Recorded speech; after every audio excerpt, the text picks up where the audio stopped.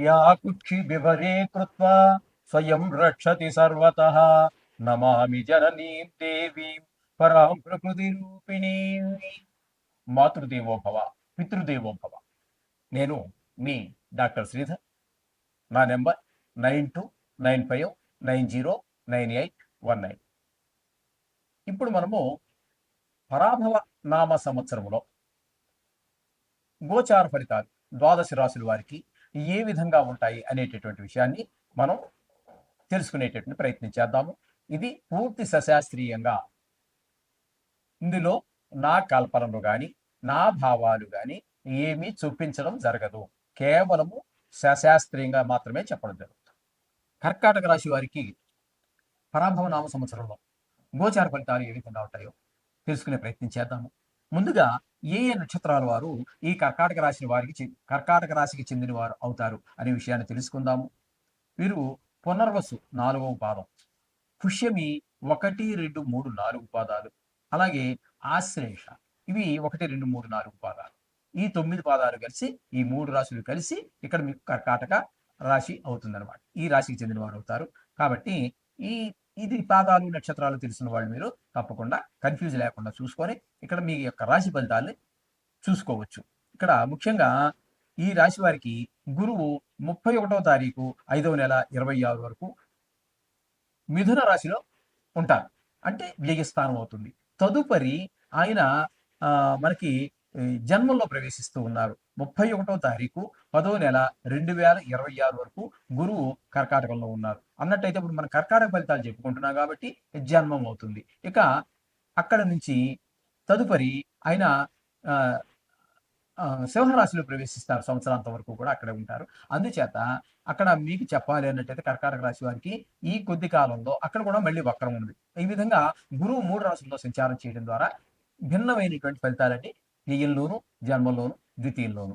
కాబట్టి ద్వితీయంలో ఉన్నప్పుడైనా మంచి ఫలితాలు ఇచ్చే అవకాశం ఉన్నదా అన్నట్టయితే లేదని, ఎందుకంటే వక్రించి ఉంటారు కాబట్టి చాలా కాలం అక్కడ కూడా. కాబట్టి అంత అనుకూలమైనటువంటి ఫలితాలు అయితే ఇవ్వజాలు రాయని కూడా. తదుపరి కేతు గ్రహ సంచారం తీసుకున్నట్టయితే ద్వితీయ స్థానంలో కొంతకాలం ఉంటున్నారు.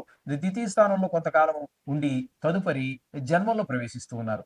కేతువు జన్మంలో ఉన్న, ద్వితీయంలో ఉన్న ఏ విధమైనటువంటి ప్రయోజనమో లేదు, కొంచెం అనుకూలమైనటువంటి ఫలితాలను ఇవ్వజాలరు. ఇక రాహు గ్రహ సంచారం తీసుకున్నట్టయితే మీకు అష్టమంలో నుంచి కొంతకాలం ఉండి తదుపరి సప్తమ స్థానంలో ప్రవేశిస్తూ ఉన్నారు. ఆ సప్తమ స్థానంలో ప్రవేశించంటే మకరంలో ప్రవేశిస్తున్నారు. కాబట్టి ఇక్కడ రాహు పూర్తిగా ప్రతికూలుగానే ఉన్నారు, కేతువు ప్రతికూలంగానే ఉన్నారు.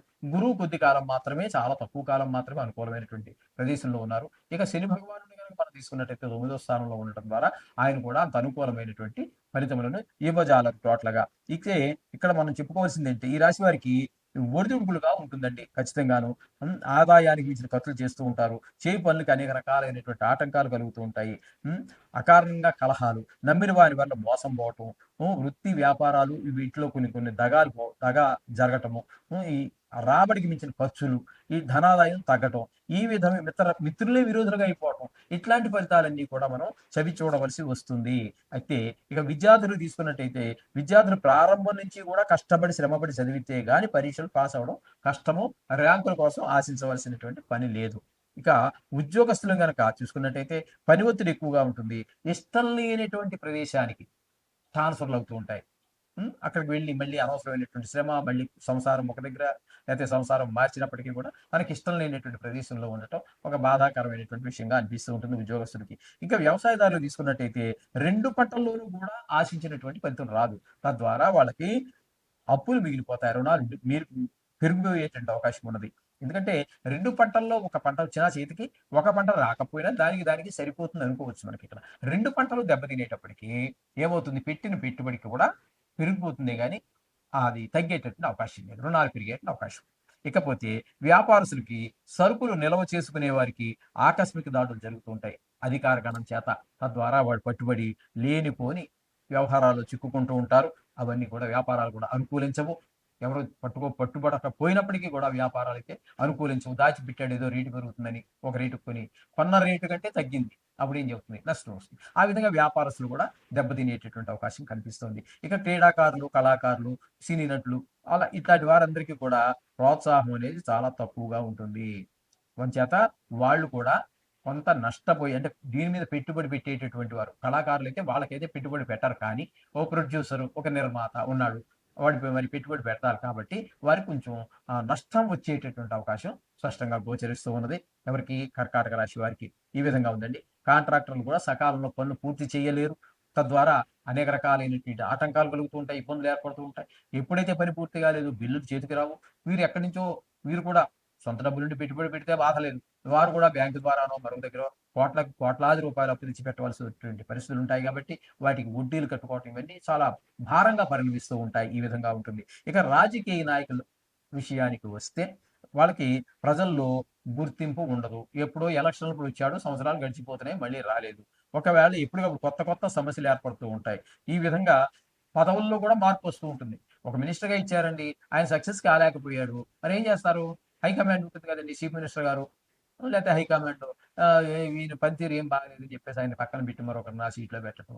లేకపోతే ఒక నామకహ వాస్తవమైనటువంటి పోర్ట్‌ఫోలియో మినిస్ట్రీలోకి మార్చటం. మంచి పోస్ట్ వదిలిపెట్టి. ఈ విధమైనటువంటి పరిస్థితులన్నీ ఎదుర్కోవాల్సి ఉంటుంది రాజకీయ నాయకులు.